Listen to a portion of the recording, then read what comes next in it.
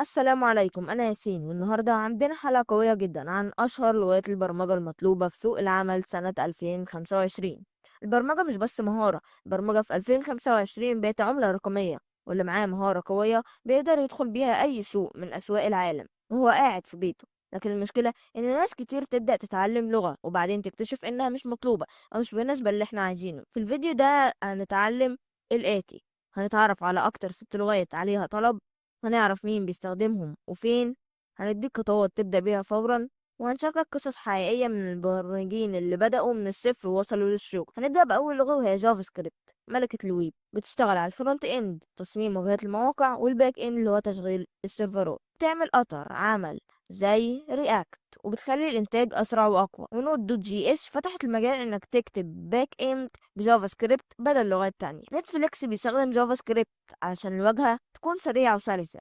جيميل واجهته بالكامل مبنية بجي اس. الإحصائيات بتاعت جافا سكريبت أكتر من 70% من الوظائف المتعلقة بالويب بتطلب جافا سكريبت. أنا عايزة أقولك نصيحة: ابدأ ب HTML و CSS وبعدها ادخل على جافا سكريبت وبعدين أطر العمل. تاني حاجة لغة بايثون، لغة الكل يعتبر بسيطة، قراءتها سهلة، مش محتاجة كتابة أكواد كتير عشان تعمل شغل كبير. المجالات بتاعتها الذكاء الاصطناعي وتعلم الآلة وتحليل البيانات وتطوير المواقع وأتمتة المهام. الإحصائيات بتاعت بايثون من أسرع اللغات نموا وبتتصدر قوائم اللغات الأكثر طلبا للسنة الخامسة على التوالي. هنتكلم عن اللغة الثالثة وهي جافا، لغة العملاق، لغة كائنية التوجه وقوية جدا وأساسية في البنوك والمستشفيات والمؤسسات الحكومية وتطبيقات أندرويد. تطبيقات شركات الاتصالات الضخمة في الوطن العربي غالبا بتشتغل على جافا. عايز أقولك معلومة: رغم ظهور لغات جديدة بس جافا ما زالت في قائمة أعلى 3 لغات سوق العمل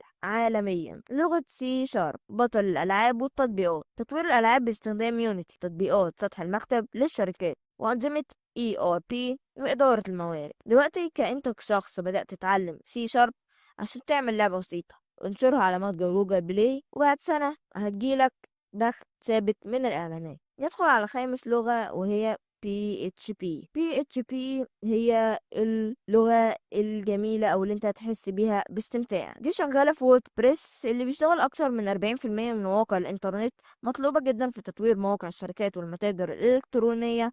عايز أقول لك مثال عربي: كثير من المتاجر البديلة في الخليج بتتبنى على PHP. اللغة الستة هي GO أو جو، النجم الصاعد، سرعة عالية، استهلاك موارد قليل، مثالية للخدمات السحابية والأنظمة الموزعة. شركات زي دروب بوكس وأوبر بيستخدموا GO في إدارة الخدمات الداخلية. وكده نكون وصلنا لنهاية حلقتنا النهاردة. عايز أقولك على حاجة: لغة مش كل حاجة، الأهم المشاريع اللي بتتعمل بيها. ابدأ بلغة واحدة، اعمل بيها مشروعين أو 3 وشاركهم على جيت هاب أو لينكد إن. السوق العربي أو والعالمي مفتوح لو أنت جاهز. وأنا عايز أسألك سؤال، جاوبني في الكومنتات: إيه أول لغة برمجة هتبدأ بيها في 2025؟ ويا ريت لو عجبك الفيديو ما تنساش تشترك في القناة وتفعل زر الجرس علشان يوصلك كل جديد.